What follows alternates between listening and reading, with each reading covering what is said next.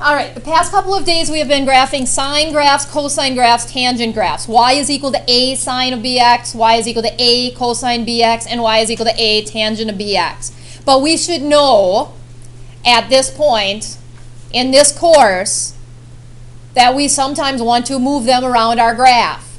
And what moves them? What translates them? What slides them from one place to the next?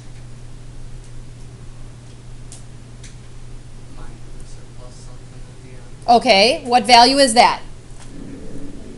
H shifts it left and right. What does K do? Now, what happens if I want to flip it over? Absolutely, my A value will be negative. Absolutely, continuing with these functions and the same types of patterns that they have. So, as we take a look at these, today we are going to look at sine and cosine graphs. Y is equal to a sine of b times the quantity of x minus h plus k. Or y is equal to a, this should be an a in front, I apologize there, a cosine of b times the quantity of x minus h plus k. Now, we know that the a value is the amplitude, but the a is also a reflection. If my a is negative, it's going to reflect it over the x-axis, or the middle of this graph, and I will explain that in a moment. My h is going to shift it left and right. It's always the opposite of what is inside of the parentheses with x. My k is going to shift it up and down. Now, your book demonstrates two methods for doing this. I'm going to show you my method, and I'm always going to be consistent with it. I'm always going to do it the same every time, so there's no question on what we're doing. Okay, so as I look at example 1, we're going to start out with one that's nice and easy. Starting out with one that's nice and easy. Y is equal to cosine of 2x subtract 2. Okay, so here's the deal. I first of all look and try to find my y is equal to a cosine of bx.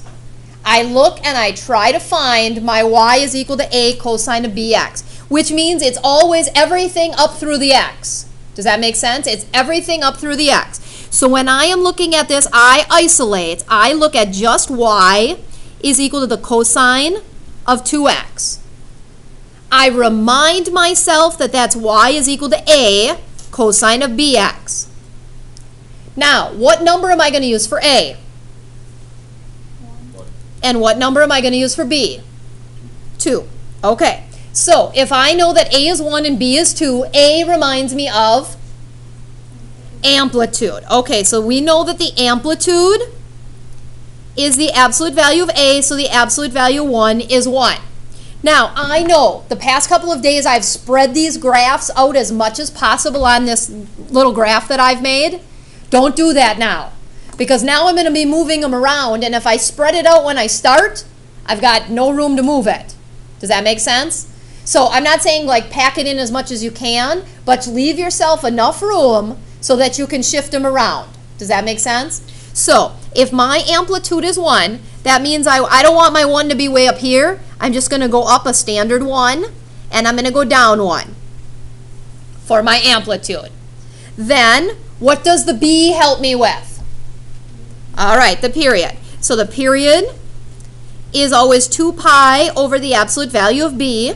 So 2 pi over the absolute value of 2 is pi. Okay, now, what do I do with that pi on this graph, Megan? Good. I'm going to go to the right a distance of pi. And once again, I don't want to go all the way to the end. I'm going to go to the right a distance of pi because I realize that one cycle of cosine is going to take a distance of pi. Now, once I have that period, what do I need to do? Connor G, what are we going to do once I'm at this point with my graph? Beautiful. I'm going to take that horizontal axis and I'm going to break it into quarters. Okay, so I'm going to have a quarter of pi, I'm going to have a half times pi, I'm going to have 3/4 times pi. So a half of pi is going to be pi over 4, a quarter of pi is pi over 4, half of pi is pi over 2, and 3/4 of pi is going to be 3 pi over 4. So I go halfway to pi, and I know that I'm at pi over 2. I go 1/4 of the way there, and I know that I'm at pi over 4. And I go 3/4 of the way there, and I know I'm at 3 pi over 4. I am ready to graph cosine. I'm ready to graph cosine. All right, Kendra, where does cosine start? At the top. All right, cosine always starts at the top, goes to the x-axis, goes to the bottom, goes back to the x-axis, and ends up at the top. Okay, so I'm going to very nicely draw my graph of cosine. Okay, but now I'm going to look back. I'm going to look back at what is left there. So I have not dealt with this yet. Now, what does the -2 at the end do? All right, that's my k value, right? That's my k value. So my k is equal to -2, and when my k is equal to -2, it moves down 2, absolutely. Now, what I like to do is this.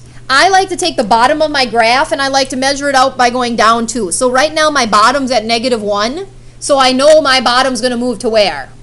Okay, so I just like to go down, okay, -2 and -3. All right, I take every single point and I shift it down 2. So down 2, down 2, down 2, down 2, and down 2. And now my cosine graph lies right there.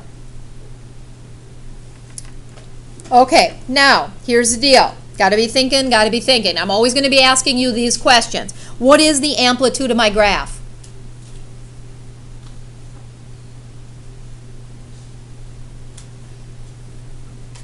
One, absolutely. The distance from the middle of my graph to the top and from the middle of my graph is to the bottom is still 1. If I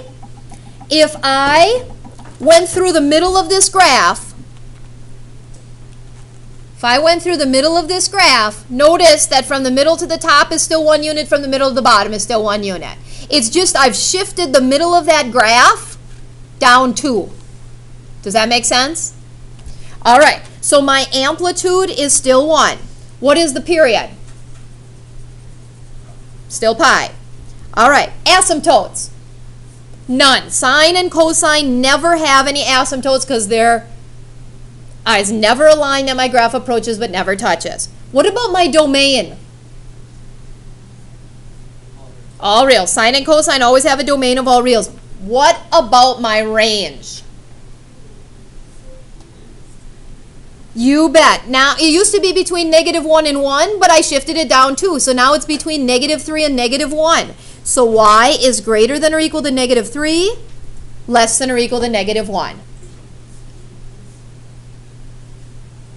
Are we okay with that? Questions? Are you sure? All right, good stuff. All right, let's try B. Now we're looking at a sine graph, another good one. All right, now we're looking at a sine graph, another good one. So y is equal to 2 sine of 1/2 x plus 4 pi. All right, so first of all, you're looking for y is equal to a sine of bx. And I want to see this in shifts, and I want to see all of your translations on the graph. So I want to see that parent function, right? My parent function is the piece that is y is equal to a sine of bx. In this case, what is that going to look like? What is what we're going to look at as my parent function? You bet. Y is equal to 2 sine of 1/2 x. It's everything up through the x. Okay, so we know that that's y is equal to a sine of bx. All right, let's see here. What is my a value, Brooke? 2, and what's my b value? Beautiful. All right, what am I going to do? I need to find the amplitude. I need to find the amplitude. Zach, how do we find the amplitude? Amplitude? Yep, it's amplitude is always the absolute value of A. And he's right, the absolute value of 2 is 2. So that means on my graph, from the middle of my graph to the top, I go up 2. From the middle of my graph to the bottom, I go down 2. All right, now you said something about 2 pi over absolute value of b, Zach. What does that help us find? All right. The period. Okay, so my period is 2 pi over the absolute value of b. So 2 pi over the absolute value of a half. What does that become? 4 pi, absolutely. 2 pi divided by a half, I multiply by the reciprocal. 2 times 2 is going to be 4 pi. We should be getting more comfortable with that fraction work there. Okay, so if my period's 4 pi, that means from the start of the first cycle to the end of the first cycle is a distance of 4 pi. All right, Kaylee, what do I do from here?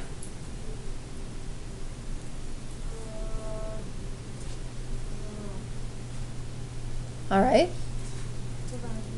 All right, we got to divide that x-axis into 4 parts, right? So that horizontal distance on my x-axis, we got to break it into quarters so we know where our sign points are going to be. So a quarter of 4 pi, half of 4 pi, and 3/4 of 4 pi. All right, folks, what's a quarter of 4 pi? Pi, half of 4 pi, 2 pi, and 3/4 of 4 pi. 3 pi. All right, so halfway to 4 pi is going to be 2 pi. A quarter of the way there is pi, and 3/4 of the way there is 3 pi. All right, Brody, where does sine start? 0. Yep, and where does it go? Yep. From there. Yep. 2 and pi. All right, it goes to the top, to the max. And then 0 and 2 pi. Yep, 2 pi 0 back to the x-intercept. -2, 3 pi. 3 pi negative 2. And 0 and 4 pi 0. All right, so sine starts at 0, goes to the maximum, back to the x-axis, down to the minimum, and back to the x-axis. There is my parent function.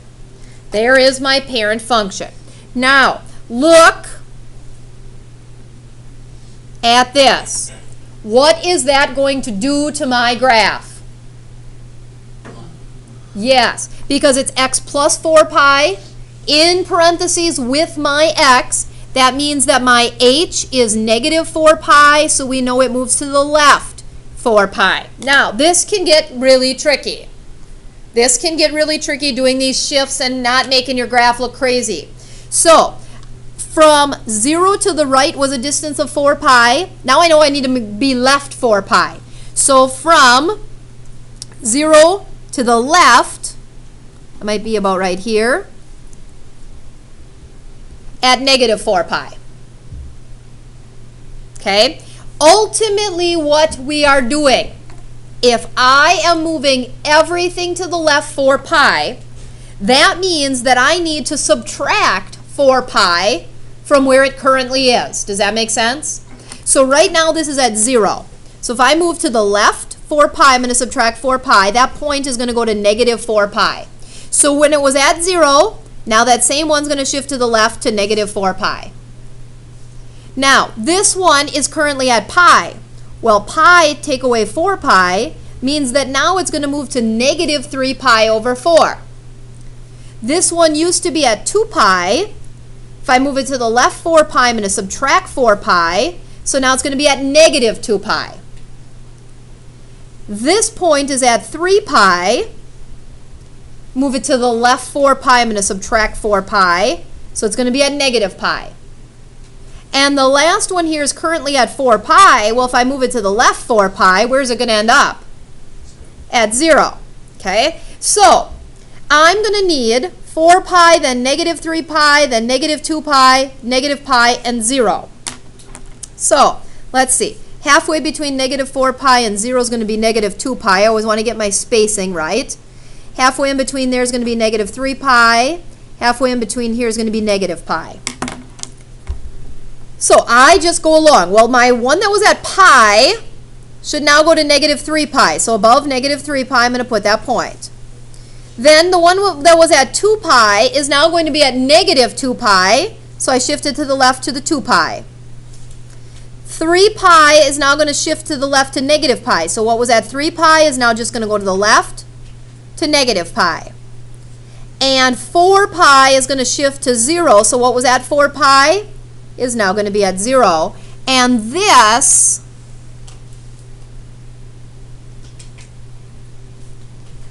is my final graph. All right, what is the amplitude of this graph? 2. What's the period of this graph? 4 pi, it didn't change. Asymptotes? None. Domain? Domain. All reals. And range? Negative 2 to 2. So negative 2 is less than or equal to y, less than or equal to 2. Questions so far?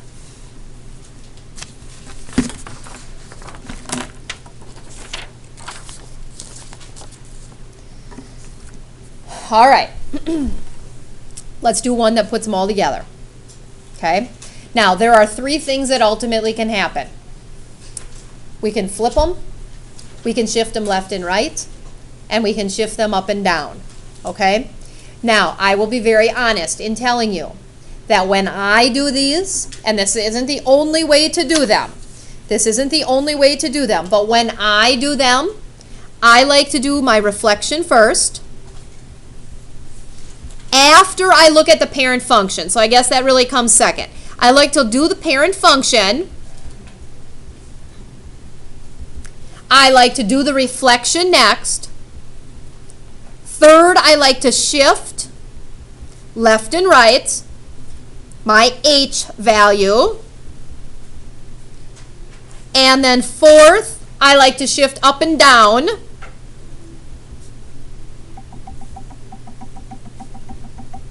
which is my K value. Now, I will be very honest in saying that's not the only way to do this. And people do them in different orders, and they don't get you in trouble as long as you know what you're doing. But I find this order to be the easiest for me. Okay, so I like to parent function, reflection, shifting up left and right, and then up and down. Okay, so let's take a look at one that involves some of these pieces. All right, so we are looking at a graph of y is equal to the opposite of sine times the quantity of x minus 3 pi over 2, subtract 2. All right, now, first of all, what is my parent function?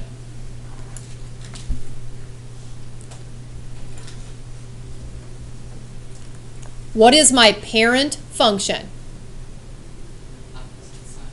Okay, all right. Once again, the negative in front, what is that going to do to this graph? It's going to reflect it. We're going to leave it off for now, okay? Leave it off for now. Y is equal to the sine of x, okay? I'm going to leave the stuff off in front of sine if it's negative, and I'm going to leave my h and my k off. That's the way I typically do it. So my parent function is right here. It's not going to hurt if you take the negative along with it. But I just like to isolate them so that they're in separate pieces and I remember to take care of all those pieces. So, if I remind myself that this is y is equal to a sine of bx, what number do I have for a? And what number for b? All right, a does what for me? Amplitude. So we know that the amplitude is the absolute value of a, so the absolute value 1 is 1. So from the middle of my graph right now to the top of my graph is 1 unit. From the middle of my graph right now to the bottom of my graph is 1 unit as well. All right, what do I find next, Leslie? The period. All right, and how do I do that?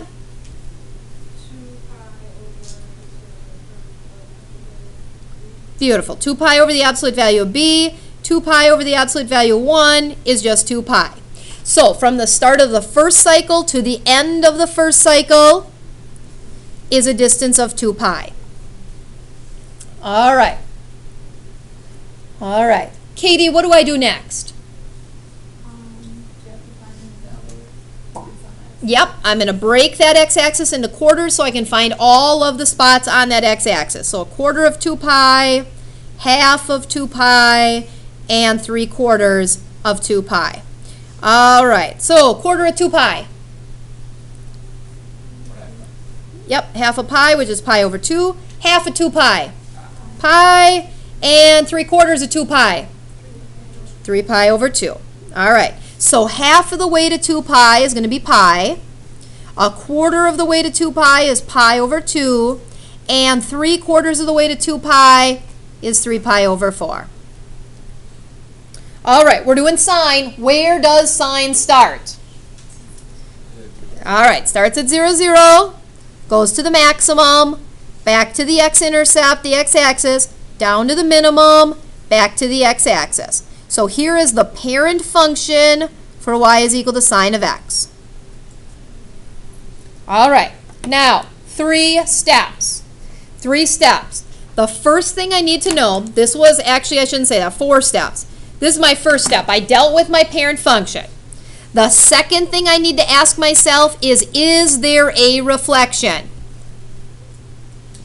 Is there a reflection? Yes. The a value is really -1, right?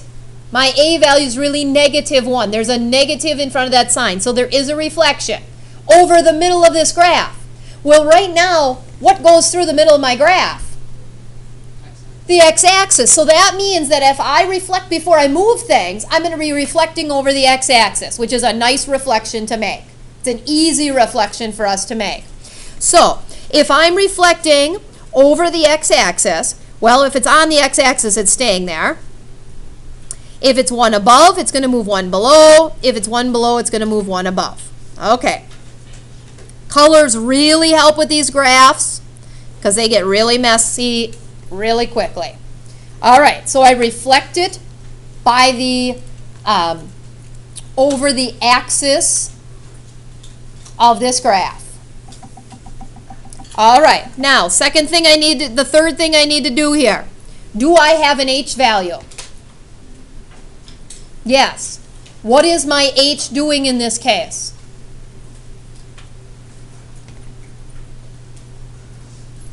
So far, I know that my a is -1, so there's a reflection. What is my h? All right, my h right here is positive 3 pi over 2, which we know means I move it to the right 3 pi over 2. Okay, so I'm going to move it left and right. So I'm going to move it, in this case, I'm going right 3 pi over 2. Okay, I need to find out where my angles are right now. Well, my angles right now are at 0, pi over 2, pi, 3 pi over 2, and 2 pi. And because I'm moving to the right 3 pi over 2, that means I'm going to do what? Am I subtracting 3 pi over 2 or adding 3 pi over 2? Adding 3 pi over 2 when I move to the right 3 pi over 2. To every single one of those.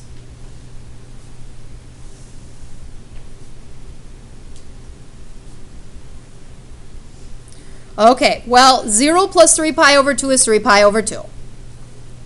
Okay, pi over 2 plus 3 pi over 2 is, yeah, 4 pi over 2, right? 1/2 plus 3 halves is going to be 4 halves, which is going to be 2 pi. All right, what's pi plus 3 pi over 2? Yeah, absolutely. Pi, this is 1 plus 1.5, well, that's 2.5. Which is going to be 5 pi over 2, because that's really 2 pi over 2 plus 3 pi over 2 if I find a common denominator, which is 5 pi over 2.